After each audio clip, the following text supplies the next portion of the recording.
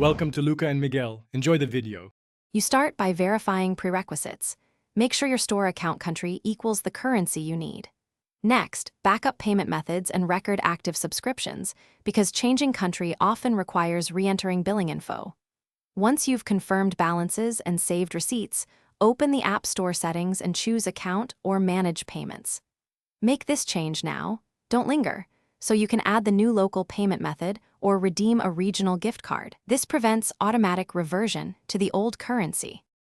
You proceed to the core steps. Navigate to Account, then Country/Region or Billing. Select the new country, read and accept regional terms. This updates tax, pricing, and legal defaults. Once done, re-enter a local billing address and phone number. Stores often block mismatched addresses to prevent fraud. Then add a valid local payment method or redeem a regional gift card so prices display and charge in the new currency. Make sure to save changes and validate with a small purchase if needed.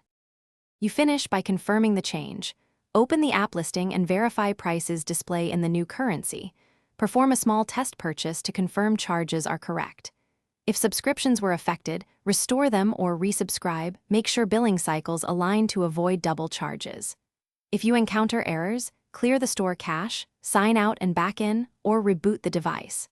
If problems persist, contact store support with account and receipt details. This resolves verification or regional blocking issues quickly. Thanks for watching and please subscribe.